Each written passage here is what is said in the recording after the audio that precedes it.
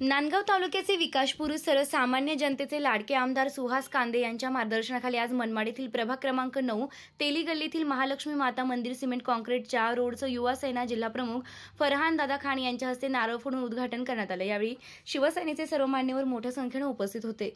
आवाज Maharashtra SP news मुख्य संपादक सतीश परदेशी।